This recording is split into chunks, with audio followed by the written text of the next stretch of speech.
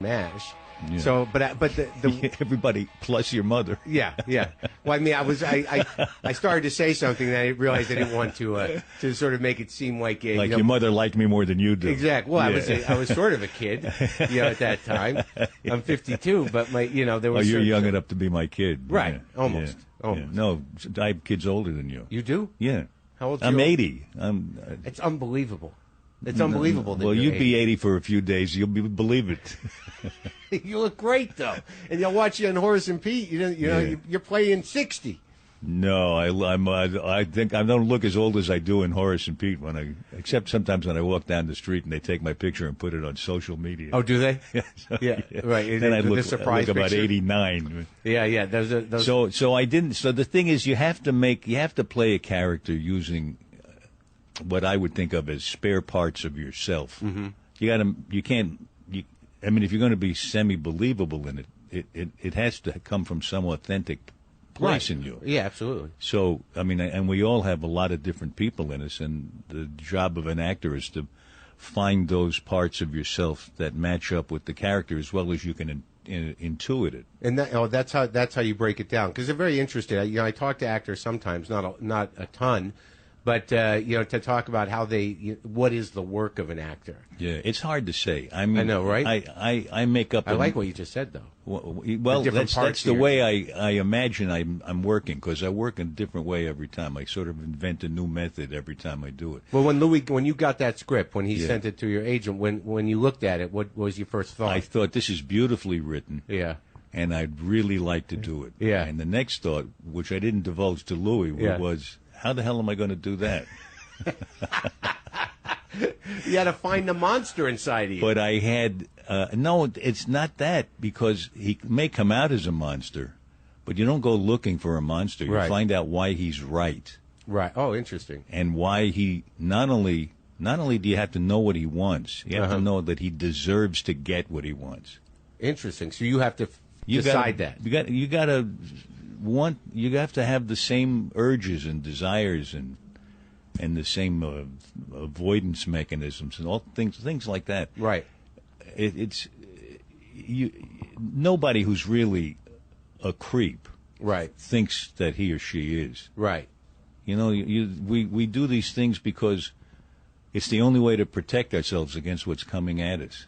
Which is ultimately death and whatever we manufacture. Yeah, that's what I love about Louis' writing, is that he can be funny at the same time that he realizes we're all going to die. Yeah, well, that's the trick. Yeah, I mean that's then you got everything. Right. Then the two Greek masks come together. That's right. And that's for me the best kind of stagecraft, because it's what life is really like. Life is fun and tragic. Yeah.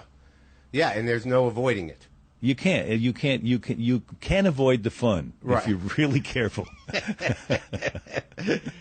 And what was it like working with him as a director? I mean, because it sounded to me, in talking to him, that you guys were kind of meeting at his house and doing read-throughs. Yeah, it's funny. I said to myself, I have confidence that I can do this, although I don't know at the moment how that's going to happen. Right.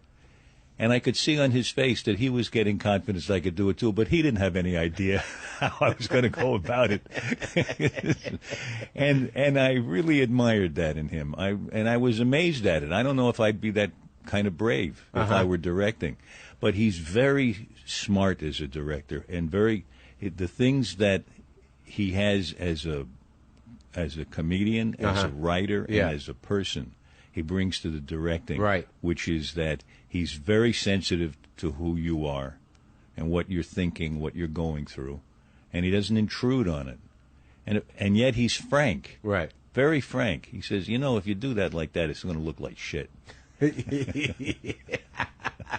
That's good. That's honest. Way better to hear than somebody going around the corner pretending he doesn't really mind this terrible thing you're doing. Yeah, then he goes around the corner and goes, what are we going to do with Alda? How can we fire this guy? We'll get in the paper if we fire him. It's crazy. He's going to ruin the whole thing, this guy. Well, that's he's very, very, really one of the best. It's one of the best, if not the best experience I think I can remember having acting. No kidding. Partly because, there's no doubt that MASH was an extraordinary time in my life. Right. It went on for 11 years, and I learned a great deal. So that was wonderful. Right. This is wonderful because now I'm at this age, Yeah. and I'm still learning, and I'm still able to do things I couldn't do before. Right. Because you have hindsight. I've got experience, yeah. And that makes me feel great. Yeah. I feel like a kid again when I can do something I never did before. You And know, was it's it- like when you first learn to ride a bike, you feel like a grown-up. you Yeah, know? yeah, exactly. Yeah, and you're surprised you're up, and it's exciting. Yeah, and the wind's in your face, and Yep. you've never had that experience before. And it's like it felt like a theater piece, didn't it? I mean, more so and than I'm most at home on the stage. Yeah. So the idea that you start a scene or a clump of scenes, Yeah, and you don't stop until you get to the end of that. yeah, It's opening night. Right. You're in charge. Right. Nobody's going to cut your performance. right. You have final cut on the Yeah. stage. Yeah, and he Every let night. that happen. And he lets it happen. And then at the end he says that was mostly good all the way through. Yeah, Let's try to get it better all the way through. but he lets you have the whole emotional arc of the piece. Yeah, and you discover it moment by moment. That's beautiful. It's not intellectualized. And Did you like working with Steve? Yeah, very much. I had always wanted to work with him. Oh, that's I really great. admire him. And Edie Falco is. Oh, my God. She's so delicious as Yeah. an actor. Just- In that last episode, All in. she breaks your heart. Oh my God. Yeah. I mean, you're a little scared for her. Yeah, you know? you're scared for everybody in that show. Yeah. You know, Yeah. even people that are fundamentally unsympathetic, like your character, but you do find sympathy for him somehow. You know, somebody said I saw when I opened up my Twitter account Yeah. once. I saw somebody said that she liked Horace, Uncle Pete. I mean, Yeah. because he was raw and vulnerable. Right. And being on the inside of him Yeah. while I shot it, I Yeah. didn't know That you were you vulnerable? could apply those words to him, that he was vulnerable. And then I remembered a couple of moments where he really was vulnerable. Yeah. But he expressed his vulnerability by lashing out and being as vicious as he could. Right. But it was out of vulnerability. And if I had known it was vulnerable at the time, You wouldn't have it done would have changed. It would have changed how it came out. It would have been soft. Right, right. Well, I mean, that's what makes it beautiful. Is it open to interpretation? You know, you can't overthink it. Let other people Yeah, put what they're yeah. going to I have. see. I started in improvising. Well, that's it. Well, where were you born? Here?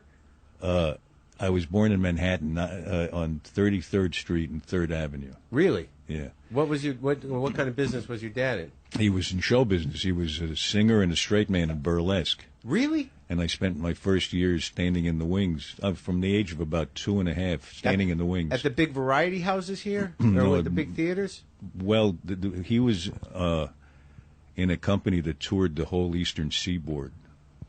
I remember being in Baltimore and Washington and up to Toronto. We'd go by train. Yeah. And then we'd go to the hotel, and then we'd go to the theater, and they'd rehearse. And Yeah. I'd stand in the wings and watch the strippers and the chorus girls and the comics. I learned a lot from watching the comics. Like in who were the wings. guys then? Phil Silvers, Hank Really? Henry. Yeah, Really? They carried me on stage when I was 3. Phil Silvers did? Yeah. Did you do a bit?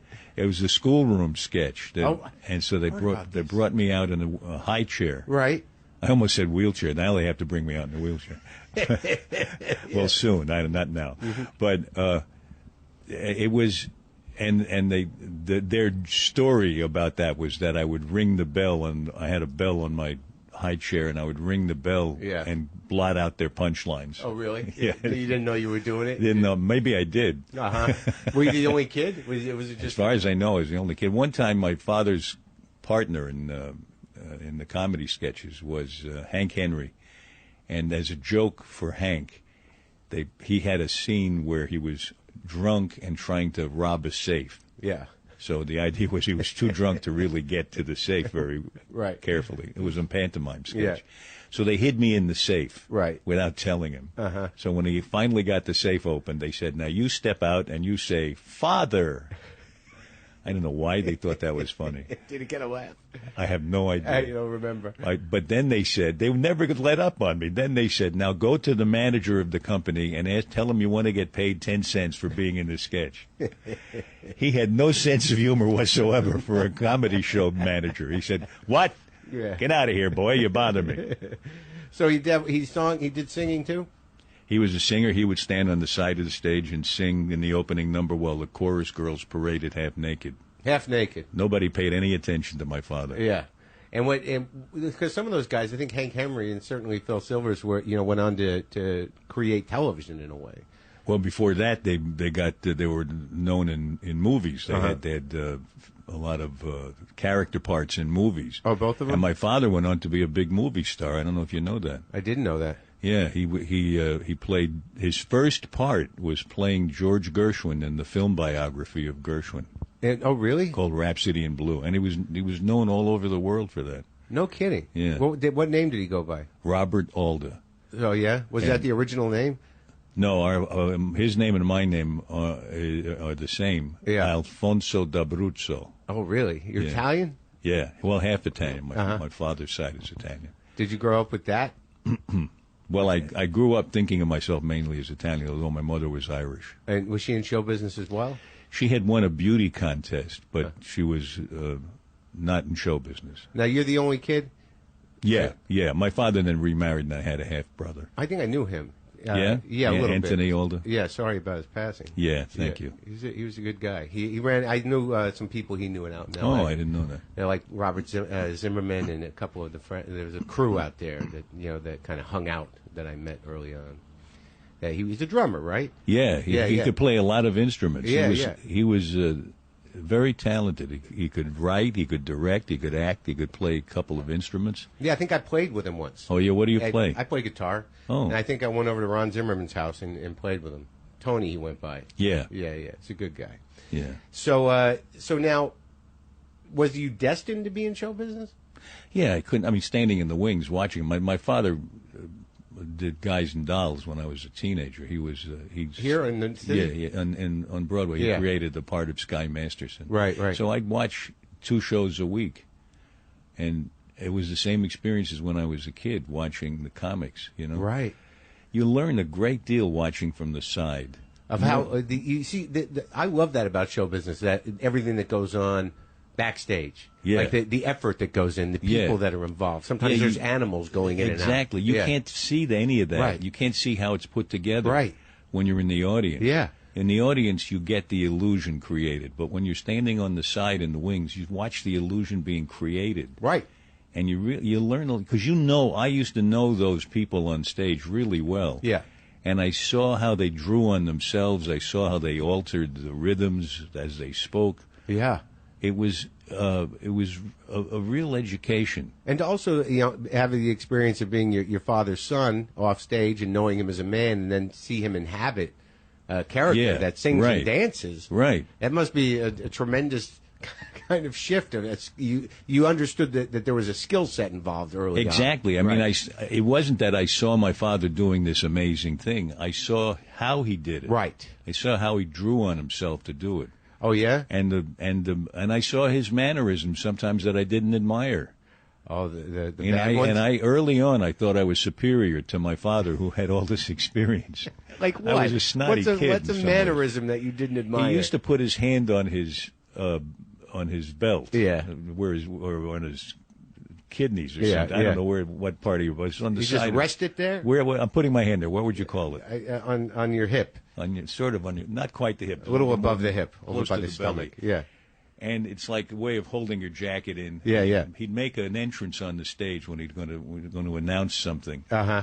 He'd start from upstage and he'd have his hand on his belly. For and he'd effect? walk. It's like, here I come. Yeah. And he'd walk down toward the audience. Uh-huh. And I thought, that's so self-aggrandizing. What is he? But it was probably he was protecting himself against his own fear of coming out on stage. Right. But to me, it was not genuine, and I really didn't like it. But there was a showmanship to burlesque. Hey, don't bother me with your opinions here. But wasn't there a showmanship to that? I mean, exactly. That's what he was doing, and it was too broad for you. Yeah, right. I got an early, I guess an aversion to the show business end of it. I was really interested, I thought, in something more genuine. It took me about 20 years to get close to genuine. Well, that's interesting because that wasn't really the mode then, was it? I mean, no, you're right, especially not from burlesque. Right. That, you thought that, like, if you're going to be up there, why don't you have some honesty about it? Yeah. Yeah. I mean, I don't know why I got that. because here I was exposed to all this other stuff. But what really used to really get me interested and get me engaged was to see them take off on a riff, to suddenly be inspired in that moment, and sometimes make up new dialogue. In the comedy bits? Yeah. But then when I was watching Guys and Dolls, and I watched this great actor, and my father played opposite Sam Levine, who I thought was a kind of a genius. He would do it completely differently every night, and yet he said the same words and stood in the same spot. But a different kind of music came out of him. And the laughs would come in different places. Interesting. Isn't that interesting? So you knew that there was... I just thrilled to this extemporaneous riff he could go off on, and still be disciplined, still keep it the same words. So he could mix it up. He could make it fresh. He went with it wherever it went. Right. He didn't deliberately mix it up. He didn't say, now I'm going to do it. Because you can hear that when an actor says, now I'm doing it differently. Right. It's intellectualized. Right. You know? Yeah. And when you saw that stuff, when did you start to to integrate and perform yourself? I never wanted to be anything else, except I wanted to be a writer when I was 8. Yeah. And always have wanted to write. What kind of writing? Do you see yourself as a novelist? No, I write. Well, I've written 5 movies. Right.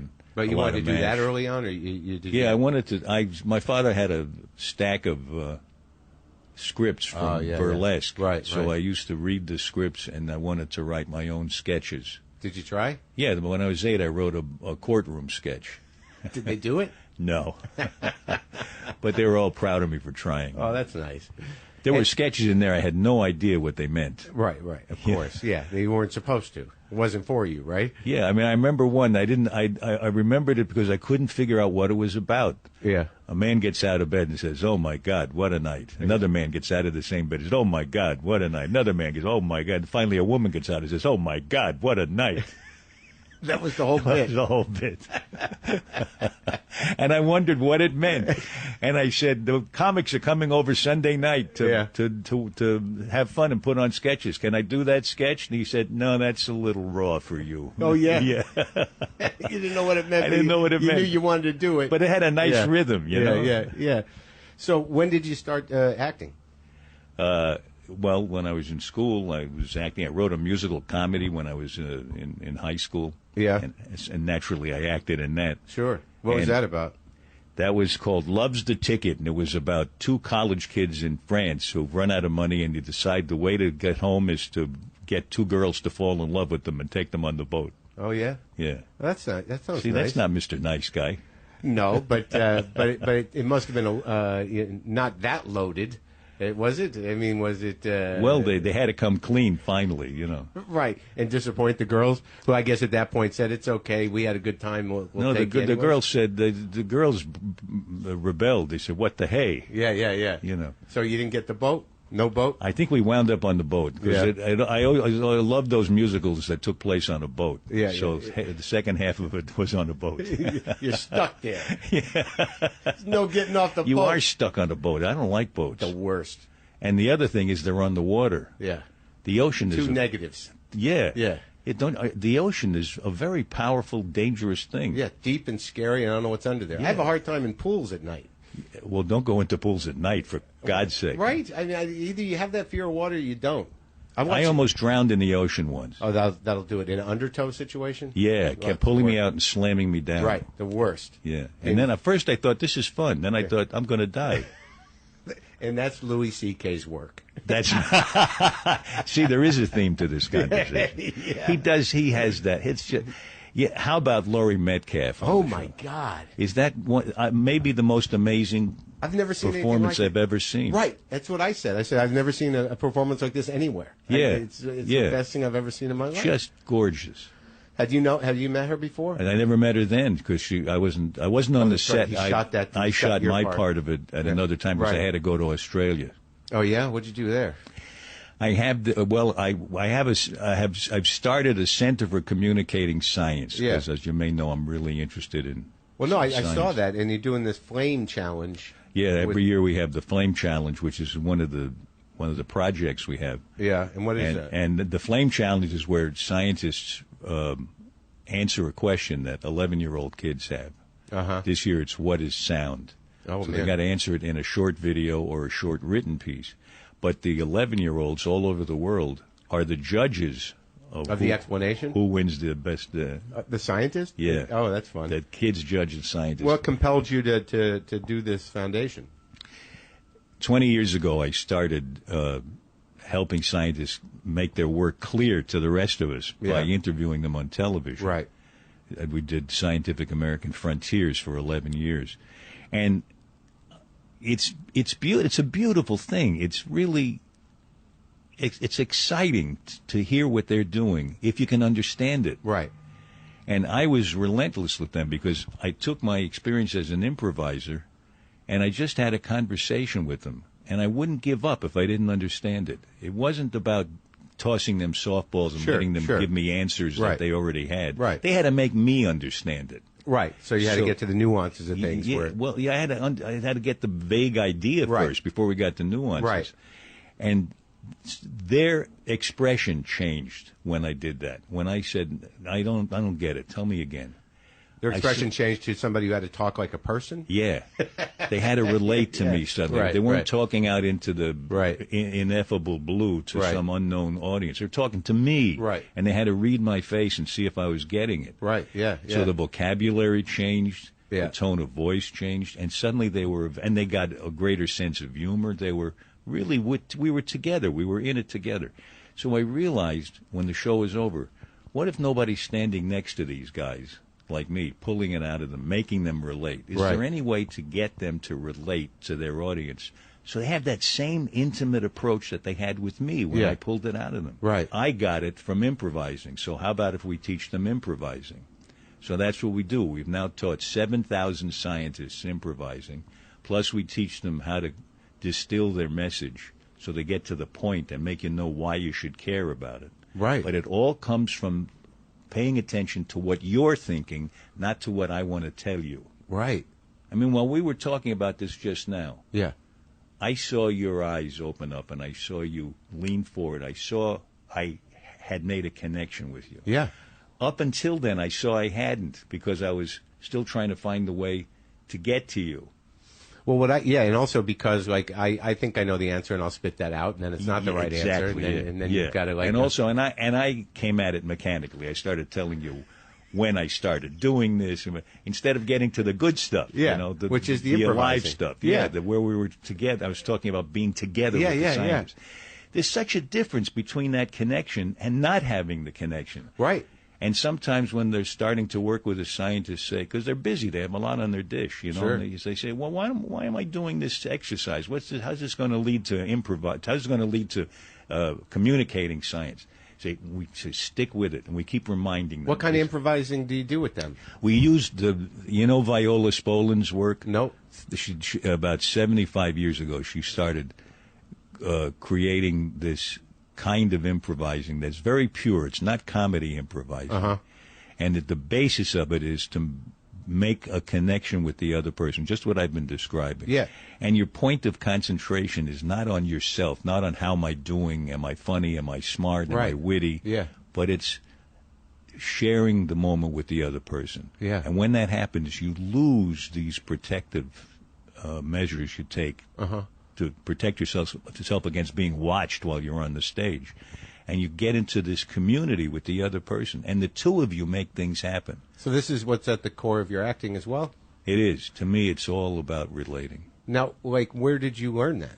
From improvising. Where'd you start? It's the only studying of acting I ever did, except standing in the wings. Right, but you were in college, and you wrote your musical. Did you study theatrical in college? Where'd you go? College here? I went to Fordham. Right up here? In the Bronx? In the Bronx. Yeah. And I went there partly because I thought they had a good theater department, but they canceled the theater department the year I went. So what'd you end up studying?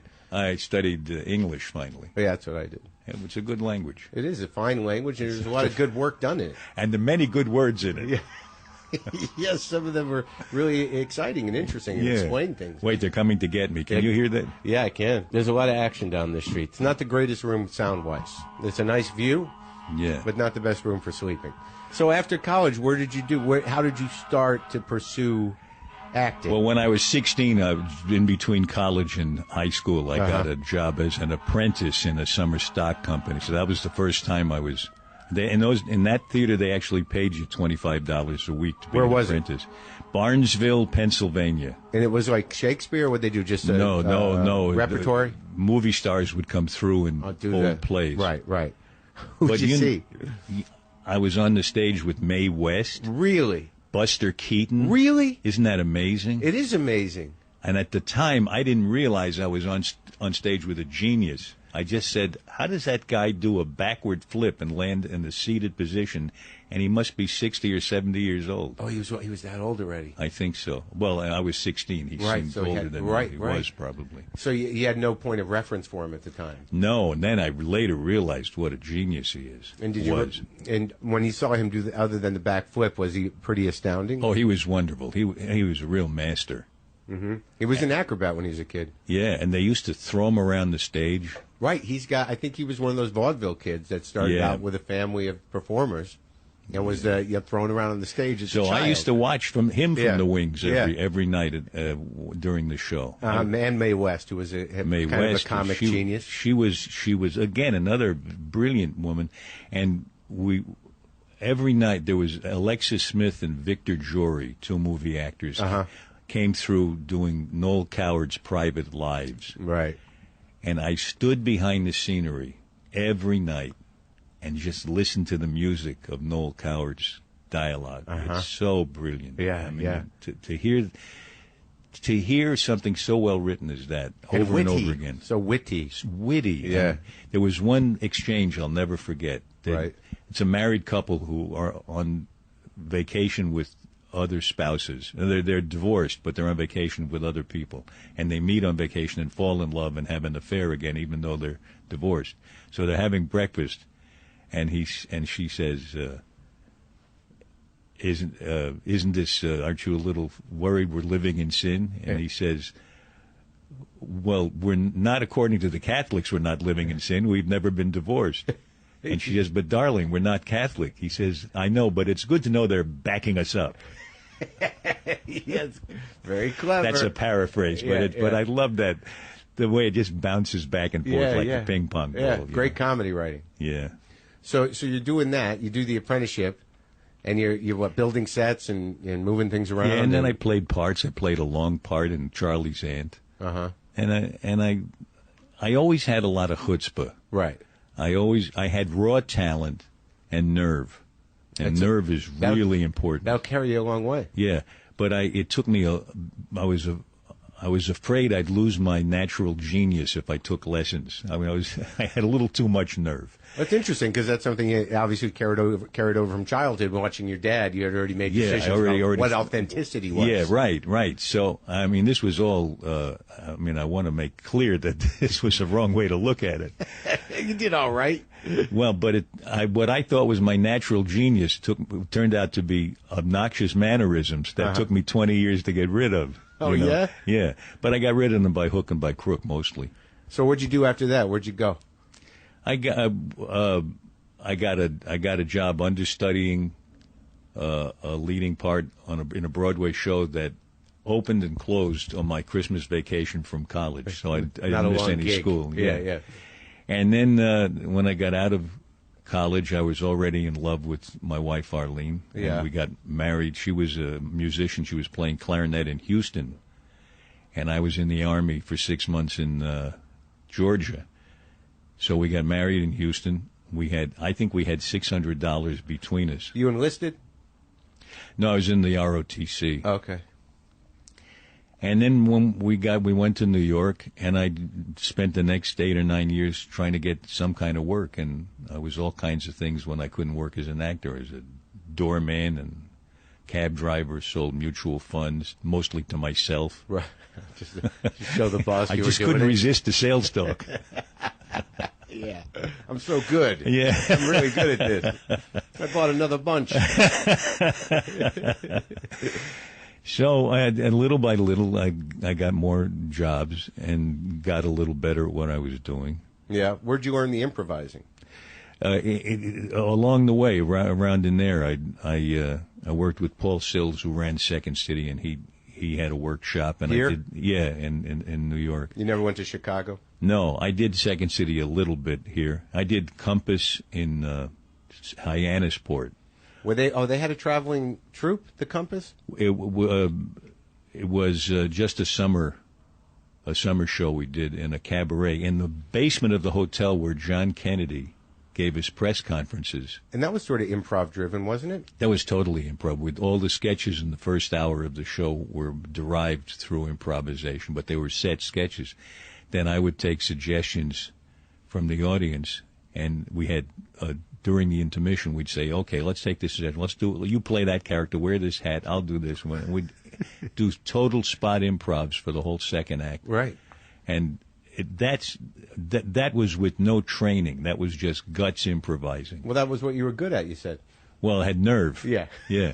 So we'd mush our way through these sketches, but the whole purpose was to get laughs and get to a blackout that would deserved Right. the lights going out. And the guy in the lighting board has to be sensitive to when that is. Or sometimes we just step off stage and throw the switch ourselves. Oh, really? Yeah. We've had enough of this. And scene. The guy just left to shut the lights off. Yeah. But then after that, I took those real serious classes with about based on theater games, and I really recommend that to young actors now. With who? I think it's Who'd you take with? With Paul Sills, and Okay. sometimes with Viola Spolin. A couple of times she came in. But you somehow or another you managed to avoid the more method driven. That's why I make up my own method every time I act. Right? Were you off put by that? Because No, I trend. admired those Yeah. actors. I thought Brando was brilliant.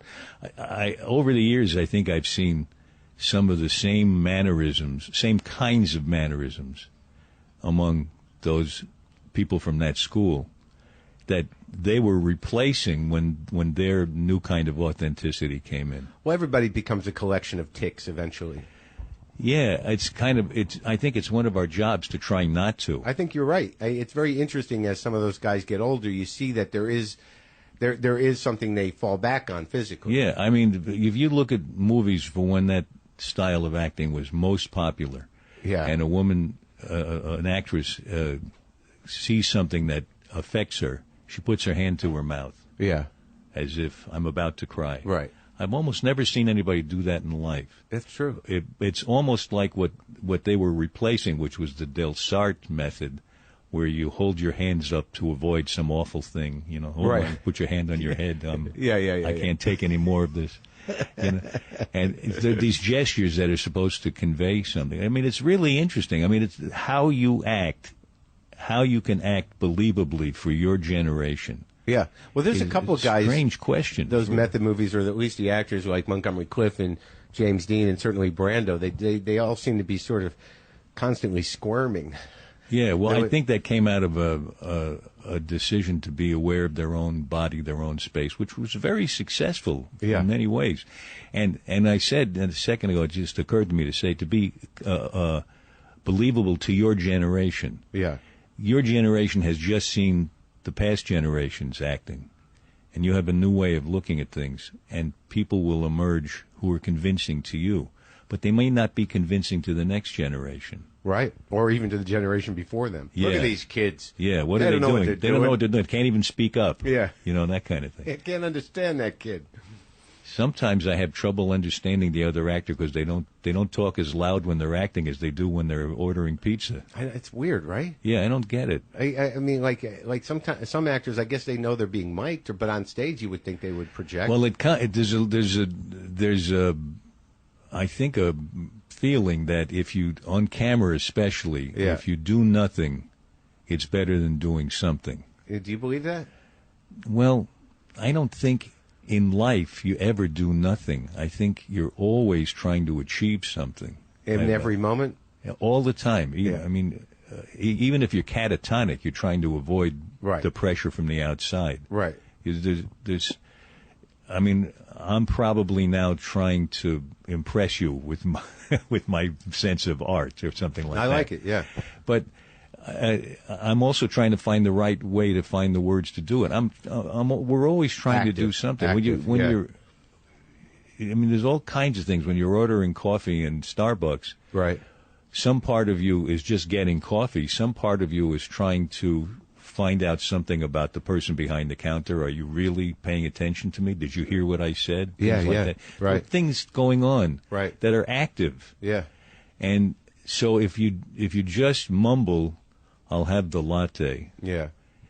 Not wanting anything. You're intentionally doing that to counteract something that I think in one way it sounds more real. Right. But in another way it sounds lifeless. Right. And that may be okay for some audiences because it's like radio. Your imagination puts the life in it sometimes. Yeah, people bring their own stuff to every role. You know that story about, I think it was Eisenstein, the great director in Russia. Yeah. He made a movie where he showed a man in a window. Yeah. This is the first example of editing. A montage, yeah. Yeah. Yeah. Showed a man in the window looking at, and then he was looking down at the street. Then the editor cut to what he's looking at, a baby in a baby carriage. Right. And they cut back to the guy looking. Cut back to violence happening in the street, a fist fight. Cut back to the guy. Cut back to a young couple kissing. Cut back to the guy. Right. Somebody watches the movie and is supposed to have said, what a brilliant actor. Yeah. How sensitively he reacted to each of those different scenes. And it was the same shot. Yeah. His expression never varied. It's a great trick of motion pictures. Yeah, and that theory is probably behind doing nothing. Because they'll save it in post. Well, doing nothing can be interpreted in so many ways by the audience. Right. Just like the guy in the window. But not in a live theater situation. I mean, this is just film acting. You need a little more energy on stage anyway. You've been able to manage a very prolific show business career as an actor, being here on the East Coast. Yeah, I mean, when did you start doing the movies and bits of television? Well, I was still in my 20s. Yeah? What were the first gigs? All little nothing parts, little by little grew big. Actually, one of my first parts was a good part on the Bilko show with Phil Silvers, who had carried me on stage. Did he remember that? Yeah, he was very avuncular with me. He was very, very kind. He was a real character, huh? He was brilliant. I thought he was a really funny guy. Yeah. And a very sensitive guy, and when he would open in a show, he'd get laryngitis out of nerves. Oh, really? Yeah. Yeah. Do you have any experience of that? Do you get nervous? I don't get nervous, but I lose my voice often. You do? Yeah. I think it's partly because in the Army, when I was 21, I got partly deaf in one ear. It's still that way? From the firing line. Really? And I never really heard my voice. Yeah, I couldn't hear my own resonance. So right. I think I didn't. You yell? No, I don't. I probably talk more softly than other people. So, all right, so you did Bilko, and you did some other little parts. Yeah, and then I got bigger and bigger parts on Broadway, and then I had my name over the title on Broadway, and then people knew me, and then I started making movies. Yeah. And then I was in the Utah State Prison when I got offered MASH. What does that mean? What do you mean you're in the Utah State Prison? I was making a movie in the Utah State Prison. What movie? It was called that was the Glass House. Uh-huh. And we made it with inmates playing parts of, being background people. And that kind of, Who directed that? A guy who's no longer with us, and I can't remember his name right now. Yeah. He kept telling the inmates, if you want to escape, you ought to make Alda a hostage. He says, they're not going to stop you if you have an actor. Do you believe this? Yeah. So 2 guys made me a hostage. No. For real? Well, they held a razor to my throat, so I don't know how real. They then later they said, we're getting out. You think we're kidding? We're getting out. And they later said they were kidding, but in the moment, the razor was real. So that director got you. Yeah, we were right by the door to the outside. I think they were thinking, if this works, it's not a joke. If it doesn't work, it's a joke. They could slip out with the production. Yeah, and I don't think they got punished for that. Yeah. Well, I mean, it's a movie set, right? So I went over to the director, and I just stared at him, and he said, I don't think the guard was in on it. So you get MASH, you're on the set? Yeah. I first told my wife from when I was in the prison, I said, this is a great script, but I can't do it because it has to be shot in California, and we live in New Jersey. So, I said, this thing could run for a whole year. Ran 11 years. So she called me back the next day. She said, look, if it's that good, maybe we can accommodate it with travel. Work it out. Yeah. So I whenever I had 2 days off, I'd fly home. Mm-hmm. Really? So Yeah. is that much? Did they come out as well, your family? During the summer, they came out, and we were done shooting in January. So for a few months out of the year, I would fly. So a lot. after a year or 2 years, you didn't think, like, maybe we should get a place here? No, we got a place, but Right. but the kids were in school in New Jersey, and I You didn't didn't want to. I didn't want to move them. They were just entering puberty, and Yeah. it was their time to go to make their own world, not to be transplanted. Well, that's you know? generous. Good Well, parenting. Well, that as it turned out, I went to the trouble of traveling, and they thought, hey, he's never here. What is this? But you can't win. Because I'd get there Yeah. Saturday morning, Yeah, right. and be groggy, and I'd take a nap, and they'd say, "Okay, see you. We're going out now." Right. So you weren't there, and you're doing the right thing for them. Yeah, but it worked out great. They all turned out It's now okay? a family tradition to travel to be together. Oh, really? Yeah, they're all it's nice. over. Everybody sees it that way. How many kids you got? 3 daughters and 8 grandchildren. Oh, that's great. Yeah, it is. You love it? I love it. That's It's great. Yeah. And What about you? Are you married? No, or? I blew it twice. No kids. Really? No, nothing. Huh? No, I'm special like that. I'm a special kind of asshole. You know, when you're 52 and you don't have children, somebody's right.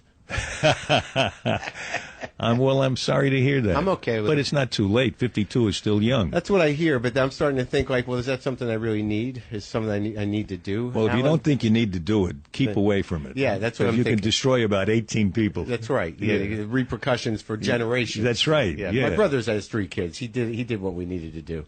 Yeah, leave it up to him. Yeah, let him do Poor it. guy, slaving away, traveling, flying Hard. on planes. Hard.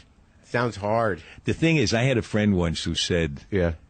because I said I had made the mistake of saying, I don't think you really know who you are until you have kids to show you who you are. I heard that too.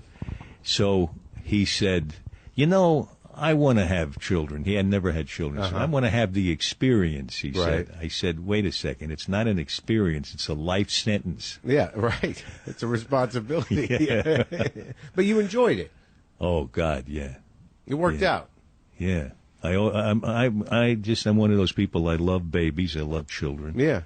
And it gives me a lot of pleasure to pass them on the street and look at them. Yeah. I mean, it's a beautiful thing. I don't know. I never had that thing in my head where I had to have them. I think maybe I'm too selfish. Or I'm But too you know nervous. that, I'm so too it's so anxious. good that you didn't. Yeah. Because then now you can spend your time doing what you want to do. And there are plenty of babies in the world. There's no shortage of kids. We have a young couple who are relatives of ours, cousins, who are perfectly capable of having babies, but they've adopted 2 because they want to help some of the babies that don't have anybody. My brother adopted 3. Yeah, it's a Isn't beautiful that thing. nice? That's great. It is. It's really something. So you're schlepping back and forth. You're doing MASH, and it's a huge hit. You're working with Larry Gelbart. Yeah. And what was that relationship like? He was great. He was such good company and such a wit. I often think about the wit he had because when he said something, he had never heard it before, and he would smile at it too. But I thought, like all of us, he must have hundreds of lines going through his head, but he only says the one that's really good.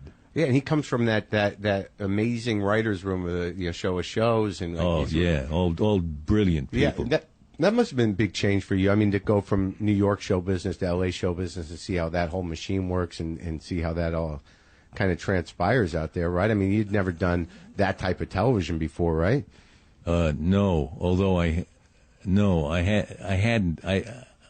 hadn't done a show as far as I can remember. I had never done a show where every day you go into work, right, and you work long hours, and however the show turns out, you got another one to do the following week. Mm-hmm. That was an unusual experience because I'd come from years of not knowing what my next job would be, and now for 11 years. I knew exactly what the job was, and we all devoted ourselves to the job and to one another. When did you know that it would be picked up year after year? Was there a deal made after a certain amount of time where you just knew it would be renewed? No, at the end of the first year, we were successful enough that we knew we could keep going on right for a long time. And when you say that you didn't know where Hawkeye came from, in retrospect, where did it come from? I was standing in the shed, in the aluminum shed on the compound. Yeah. Waiting for the first shot to take place. Where was that shot? Out somewhere? The exterior shots were in the mountains in Malibu. Right. Same place the movie was shot. Yeah. And I'm standing there in the shed by the door, and all I had to do is it's a silent shot. You just have to walk across the compound. And I'm thinking, this is the first time I'm going to be Hawkeye. And I still, after 10 days of rehearsal, I still don't know who this guy is. Yeah. How am I going to do this? And I hear outside, quiet on the set. And I'm thinking, it's getting close. Yeah. And then they hear, scene 1, take 1. And the clapper slaps. Yeah. And the guy says, action. And I say, well, I got to go out that door now. And I open the door, and I walk out on the compound, and there's a nurse coming toward me. So I just reach out and grab her around the waist and pull her to me. Yeah. And she gives me a pat, and she walks on, and I think, geez, that wasn't so hard. I'm Hawkeye. God, that was it. Yeah. I mean, I wasn't supposed to grab her. I just reached out for her. That was that improv impulse. Yeah. Yeah. So I jumped into it. Some things you jump into, and some things you agonize over and sort of ooze into, and sometimes you agonize over and then jump into. And when you saw these scripts, as these scripts came out, when you had that Gelbart sort of timing, and you were obviously the comedian. Yeah. Of the whole enterprise there. Yeah. And you're playing off of Wayne and whoever. But, did you, someone mentioned to me that maybe, Groucho had some influence on you. No, Have you heard that? Yeah. Just as a gag, sometimes I would read some of the lines with a Groucho rendering. Uh-huh. And at one point, as a joke on a joke, Larry wrote a whole episode that sounded like it was narrated by Groucho. Did anyone know and that? I did Groucho. Oh. And people said to Larry, "How'd you get Groucho to narrate that episode?" No kidding. Yeah, so I must have been okay with it. But I'm not a fan of the Marx Brothers movies. Right. Yeah. For me, they're a little too silly. Too slapstick. Yeah. They don't quite make me laugh. But what about Groucho's wit in general? I loved him when he did the talks, the quiz show. Sure. What was it called? You Bet Your Life. Was that it? Yeah. I thought that was he was really funny when he did that. Now in the shift in MASH, because this is where how did that all happen? You'd done 6 or 7 seasons before you started directing, and no, I think I started at the end of the first season. Oh, really? I think so. I wrote the first script at the end of the first season. So I don't know. Maybe it was a second. I don't remember. Was that exciting? And for I you? direct, yeah, and I loved it. I learned a lot. Yeah. And the first show was a picnic scene. First show I directed was a picnic scene with about 80 people. Uh-huh. And I had several cameras, so I really leapt into it with both feet. Yeah, and it's nice to have to be comfortable on a set and to know that you're supported by a crew. After a while, several of us took turns directing. Right. And whoever was directing took it very seriously, and everybody else kept kidding around. So whoever was directing would say, "All right, people," and then everybody would say, "Get out of here." We know who you are. Yeah. Look at the big shot. It was great fun. I wrote about 20 episodes of MASH, and I directed about 35. Wow, that's a lot. Yeah, and I really loved it. And how did you find the writing experience? Because you were writing, under Larry at one point, right? Yeah, for 4 years. And then he left the show eventually, or after 4 years. And did you what was the difference in when he was there to sort of show run and when you were able to do? Well, it all went. He was the last person to touch the script. Right. After he left, there were about 8 people in a room, all pitching lines. Writer's room. Sometimes it lost its focus because of that, I thought. And sometimes it got too filled with puns. I used to complain about puns. I don't like puns. Some puns are brilliant, I think. Some I would call classic puns. If they take something that's in the language, that's an idiom, and twists it with meaning, right? Then I think it's worth saying. And Larry could do that. And they'd say to me, "Well, Larry wrote puns." I say, "Yeah, but Larry wrote classic, great puns." Right. And just to say a word that sounds like another word that's not it. Not funny. No, it's got no depth to it. Yeah. So, but like because I have found, like just in my small experience with doing television, that if you're not careful, jokes will actually stifle the emotional flow. Oh, no question about it. That's what they're supposed to do. That's the subconscious intention. That's interesting. I never thought of it that way. I guess that's true. Tell me more about that. Well, I think that it's just my analysis of myself is that, when you're doing a joke, it's to deflect an emotional reaction from who you're talking to or yourself. You can't put a lot of punch and power in a joke. And I thought it was just the experience of making you helpless with laughter that I was looking forward to. Somehow that relieves it. That's the indication that you've gotten away with it. Yeah. That's what that means. Good. Now I don't have to deal with the real shit again. But there is something about the helplessness of laughter that I really think is interesting. Oh, no, it's a great relief. If two people can laugh together, they're open to one another. They're vulnerable to one another. Yeah. Victor Borge, the great Danish comedian, said, "Laughter is the shortest distance between two people." That's a beautiful way to put it. But I just know in writing, because I know that some people have said that when you had more writing power in MASH, that it was able to get a little deeper. I don't know. Some people don't. There's like a myth on the internet that I made it more political and I made it more serious. Larry was the first one to write a show in which a guy died on the operating table. Yeah. He went for serious, too. Right. In fact, the guy who ran the network, when he saw the show with the guy dying on the operating table, said, "What is this, a situation tragedy?" Uh-huh. So they already didn't like some of the seriousness, because we realized we were doing, if we didn't show the bad effects of the war and just did a standard service comedy, we were in a way denying the real experience of the people who had lived through that trivializing time. Trivializing it. Absolutely. And there was more of interest if you took it more seriously. So we had silly, stupid, farcical, buffo stuff that we did, but it always had we tried to find an underpinning of the hard stuff. Yeah. But I don't like to write political messages, and I don't like plays that have political messages. So I don't think I'm responsible for that. I think it's just what people assume. Yeah, because at the same time I was trying to help get the Equal Rights Amendment passed, so everybody assumed that I put that stuff in my so that writing. Was a spin. Was it a slag from the opposing? It might have been partly that. I'm not sure. Oh yeah. Oh, well, it's nice that we can discredit it at the source. Yeah, that's good. Take this opportunity. And you won? Did you win some Emmys? You won a bunch, right? Yeah. Well. Over the years, I've won 7 Emmys. That's exciting. But I lost 33. And an Oscar? You lost an Oscar? I lost an Oscar. I have a whole empty shelf at home. That's where the Oscars go. Yeah, this would have been my Oscar right here. Well, you've certainly done some performances that obviously I think were Oscar-worthy. I mean, I think that this is what's interesting to me, getting back to the Louis casting and the idea of you, is that post-MASH, you didn't not challenge yourself, and you didn't always play. No, I wrote parts for myself that were people who were not admirable. Right.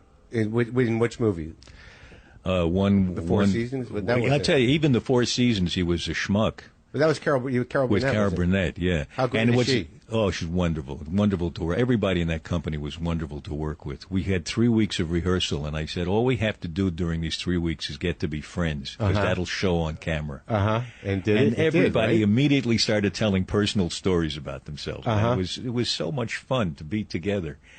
And that's a very funny bunch. A lot of New York guys there in that cast, huh? Tony Roberts. Yeah, Tony Roberts and Jack Weston. It's interesting. I wrote a part for myself of a kind of annoying guy who's always controlling the conversation. And a critic interviewed me after he saw the movie. Yeah. And he said, tell me about your character. And I don't like to talk about characters that I play or that I write. I like to keep it sort of in my head. Yeah. And he ended by saying, "You don't really get it, do you? You don't know what a schmuck you are in this movie." And I thought, "What a schmuck you are! You don't think I know? I wrote it that way." I didn't contradict him, though. Oh, and Sandy Dennis was in it. She was wonderful. She's amazing. And, okay, so... when I took the movie to China, yeah, I showed it to Chinese audiences. Yeah. And somebody came up to me and said, how did you get that woman with no acting experience in the movie? They thought that Sandy Dennis was so believable that she was somebody off the street. Really? Well, she kind of had that, huh? Yeah, she was totally credible. And every moment was believable. Is she a method person? I think so, yes. I mean, that was an example of how well that can work. Yeah. And also, like, in like Crimes and Misdemeanors, which I think is... that's his best picture, I think. And one of the best pictures in America. Ever. Yeah. Ever. Like, I went through a period there where I couldn't shut up about it. I was like, how is this not being heralded as one of the best movies ever made? It's a fucking masterpiece. Some people say that, but not enough, in my opinion, because I think it's got everything. The serious story is a very unusual theme. Yeah, and it's everything that he was working towards. That balance. Yeah, of comedy and tragedy. The comedy is very human comedy. It's not sketch comedy, right? And it blends perfectly with the dramatic story, and it's a tantalizing story. To me, the basis of it is, if you do something really terrible, are you plagued by guilt the rest of your life, or is it possible to just shrug it off? Well, it's so funny with him because being just from reading his writing and sort of knowing that he read like the Russian literature and and Dostoevsky and stuff, right. And that there's this horrible thing eating at you for life. It's like an answer to that. Yep, it is. It's pretty fascinating, and working with him, how because I've only talked to a few people, but I get the sense that he hires people that he knows can do the job. He's sort of a little hands off, huh? I guess. Well, he does. In those days, anyway, he never spoke. Right. I made 3 movies with him. You and I have now spoken more than we spoke in those 3 movies. What do you think that is? Do you think it's? I think he's just uncomfortable talking to people, and he doesn't like to see things over and over again. So he's made these 2 things the hallmark of his directing style. If you shoot close-ups, you have to shoot the same movie 3 or 4 or 5 times. Right. So he does everything in master shots, right, almost entirely. So he only has to see it once. He doesn't, you don't have to break it down, right, and go back and do the shot again. If he wants a close-up, when I was working with him, if he wanted a close-up, he'd call you in, you'd say one line and go home. Right. Usually you play the whole scene. But then he doesn't like to talk to people, so he doesn't give you... Maybe he gives more direction now. It might have changed. I haven't worked with him in a few years. You did a couple of pretty big movies. The Joe Tynan movie was a big movie. I remember seeing that when I was a kid. Yeah, I wrote that. And that was a political character. Yeah, so but I wasn't trying to make a political point. I get it was a personal story. It was a moral story. Yeah, well, it was about can you keep your head when you get big? Right. And you stay focused on things that matter to you. Was that something you were struggling with? I don't think so. I think it was something I was curious about. Flesh it out. Yeah. Through fiction. Yeah. I don't think. I don't know. Maybe maybe unconsciously came a little bit from the fact that I had teenage daughters and I was away working a lot and trying not to be drawn too far away from them. Yeah. But I don't think I did that consciously. Oh yeah. All of the stuff that we do, writing and acting, and I think probably even comedy too, although I've never done stand-up, but I get the impression that in all of these endeavors, we're trying to find some relationship with our unconscious that's workable, that's usable. Because in the unconscious, that's where all the work is going on. Yeah.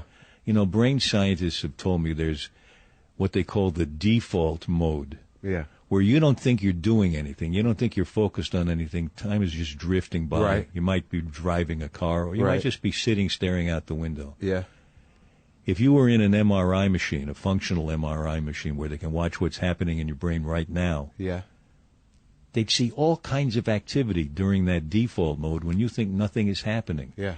That's when the machine in the background is churning out answers to questions and problems and sorting things out, figuring out what's the best course to take. Yeah. And I think that when we sit down to write or we get ready to do a performance, we're getting in touch with that stuff in the background, letting the stuff come out, which is why I think improvisation was so important to me, because it put me on a path to that.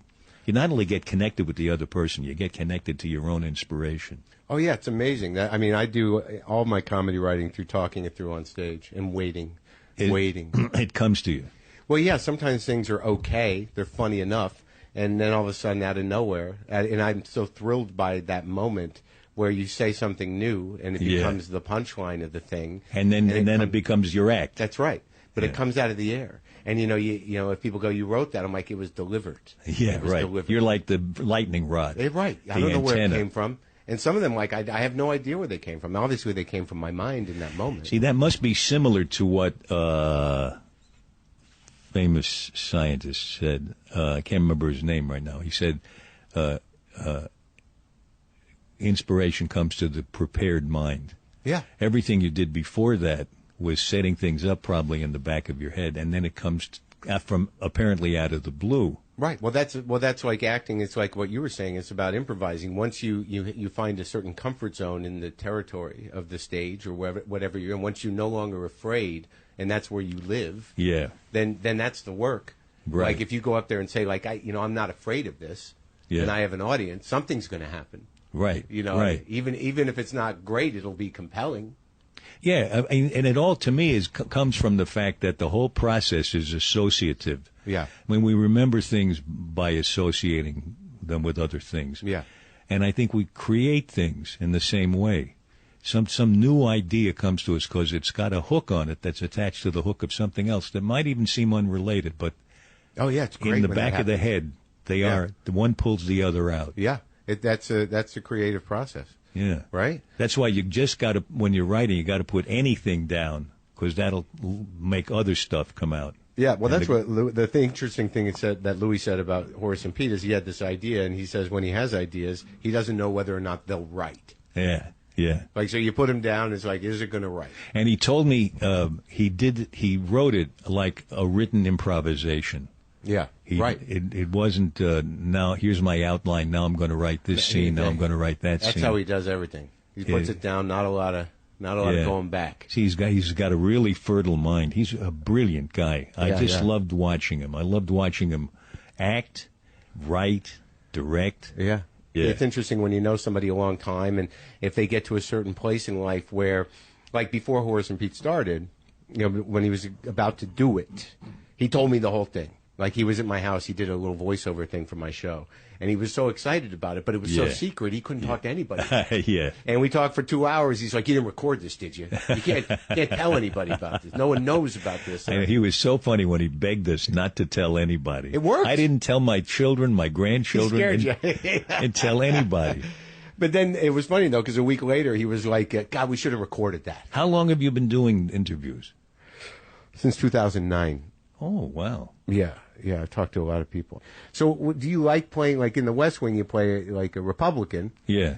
Gunning for the presidency. Do you like doing that? I'm just trying to play people, and if I can play people, a wide range of people, that makes it more interesting. Instead of playing the same person, I haven't consciously played the same person ever, although some people might think so. No, you're actually one of those people that I don't think does that. It's only because the expectation is drilled into their head from Hawkeye. Yeah, partly that, and partly I may have undermined myself by going on television in interviews as myself. Right. So people have some impression of me from that. Well, here's what I learned or what I got from watching you, and in The Aviator too, that guy's a heavy guy. He's a bad guy. Yeah, and that's and it seems to me like what you were saying before about finding these people within you, is that you can make a few different decisions within your own sort of personality that completely change the emotional direction of who that character is. Like, I still see Alan Alda,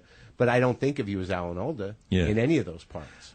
Because of a tweak you do within yourself, because you're not doing dialects. You're not. Yeah, and I don't wear a putty nose and things. That's right. I don't wear wigs. You know what I mean, though. Like but there's skill really, in it. I really try to see how different I can be without exterior changes. Once in a while, I mess my hair up or something, like I wear a beard, but not too much. But there are certain actors. It's like a challenge to myself. Right, right. It's just there's a minor like Nicholson does that too, where it's like it's Jack Nicholson, but he just removes or adds something. to the emotional dynamic. All I try to do, all comes from improvising. I try to discover something. It's what you described before about the line coming to you from out of the blue. Right. I just keep doing it until something in me is behaving like this person feels seems right. to. Feels right. It's how the person would be. But I don't decide to do it. I don't put it on if I possibly can. Did you like saying fuck so much? Yeah, well, I say that in real life a lot. Yeah. It's a good word, right? Yeah. So, in terms of do you enjoy comedy better, or do you just don't? You just do whatever is going to come? Well, I love making people laugh. To help raise money for this, the Alda Center for Communicating Science, I go out and talk for an enormous fee, and the whole fee goes to the center. Right.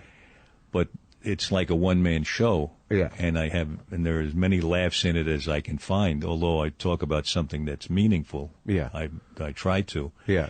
But I love to make people laugh, but it's what we started talking about before. I'm also interested in meaning. Yeah. So, I mean, that's why I never really got off on the Three Stooges. Yeah, I'm not a slapstick guy either. It needs to hit me a little bit. And I recognize there's a tremendous amount of skill in slapstick. Oh, yeah, definitely. When someone's a good physical comedian, it's astounding. I mean, like, I love Buster Keaton, and I love so much of Chaplin. There's some guys that can do it really well. When Ben Stiller puts his mind to it, he can really do physical comedy. He's a he's a wonderful actor. He's got a lot of sides to him. I have a tremendous envy for people who are naturally physically funny. Like, there's certain guys that can just stand there and be funny without doing nothing. Yeah. And it's like it's a gift. It really is. Yeah. Like Gleason. Yeah. He was like a genius. Yeah. It's just he could just do flat out sketch comedy and then act a part in a movie where he was a heavy and totally believable. Right. It's rare. Moment to moment believable. Mm-hmm. And there was no sense. Milton Berle was a funny guy. Right. But when he played a serious part, he put a mute on himself. Right. And you could see him muting his comedic instinct. His impulse. Yeah. And he wasn't the person he was trying to play. He was Milton Berle with a mute on. Exactly. Yeah. And Gleason didn't have that. Gleason could be the person. What do you what do you want to direct more movies and write more movies? No, I don't want to direct anymore. I didn't have a good time the last time I directed. Which was that? Betsy's Wedding. No good? I didn't enjoy it. Yeah? What happened? Yeah. Never mind. Okay. or Studio issue? I should use that what the young director used when he was asked about an actor he didn't like working with. They said, was he hard to work with? He said, I don't remember. But what about writing? Well, I write books now, and I wrote a couple of plays about science. I wrote a reading for the stage about Einstein, and I wrote a play about Marie Curie, and I'm working on a book now. Oh yeah, about your life or a fiction? No, it's about what I think I've learned communicating science, but how it applies to everybody. Yeah, this is like your mission right now. Yeah, I mean, I love acting and writing, and I still do that. Yeah, when I felt so lucky to meet with Louis. Yeah. And do Horace and Pete. Yeah. Because that's like my ideal thing. To have this chance to come in and do something hard and work with brilliant people. It was great. For an audience that gets it, that's what I've wanted all my life. From the time I was a kid. Yeah. So I have that, and I have this other thing where I really can be helpful to scientists, and they're flocking to us for us to help them. So. And also getting kids interested. Yeah. We the other day I was online with kids from 7 schools, and they were discussing the finalists in this Flame Challenge contest. Yeah, 11-year-olds. 11-year-olds, and they were talking with the intelligence of some of the people on some boards I've been on. Well, boards are not known for their intelligence. That's why they're bored. Yeah, exactly. Oh, I said a pun. Yeah, you did. So, I blew right by me. I know, thank God. I know you didn't flinch or anything. I didn't. So these kids were so smart, and they were talking about whether or not the writer of the entry knew his audience or didn't know it. They were already thinking about how to communicate science, and they were 11. That's great. It's a great thing. Yeah. That's something I missed out on. I don't. I take a lot of things for granted, and my curiosity doesn't tend that way. But you're curious. You wouldn't be a good listener if you weren't curious. I'm very curious about human things. So there's a lot of science that's about human things. Yeah, I know, but I don't want it to ruin the poetry. But then it doesn't. It's more poetic. I know, that's what people say. Look, you look at a daffodil. Yeah. It's pretty. Yeah. It's yellow. Right. There's a lot of stuff else about it. There's stuff crawling all over it. I know. I mean, I did a little. I can get into that rabbit hole and learn those things, and it makes me happy. I think I'm worried about the brain stuff more. There's a whole world of that's like a new frontier. Yeah, I don't know if it goes anywhere good. Does it? Oh, sure. Okay. The more you know, the better, right? Are there things you don't want to know? No. If you don't mind knowing you're going to die, then there's nothing that should hold you back. No, you're right. Maybe it's just a matter of my discipline in terms of managing my curiosity properly. Yeah. Well, you also the way things are communicated now, you have to go to a little trouble to learn the lingo. Yeah. And I'm trying to help fix that. Crack the code. Yeah. There's a movement that I'm part of that I'm very happy to see growing. So that scientists won't speak in code that only they understand. And not all of them understand one another's code, so it's not helpful to them. Right. So if we can keep in mind what's happening in the mind of the person we're talking to, then we'll all share it. It belongs to all of us. Yeah, I think that's beautiful. I mean, you should be able to enjoy it. A daffodil all the way through. And your brain. Yeah, I think you're right. I think maybe I'm being willfully ignorant just out of laziness. Well, somebody will excite something in you. Oh no, I get. Yeah, I can get excited about stuff. Yeah, in science. I'm going to try. No, don't try. It'll come over you the same way the joke does when you're out there on stage. All right. Well, thanks for talking to me, Mr. Alda. Alan, come on. Alan. After all this time. I know. I mean, we've been in that bed already together. I know. It was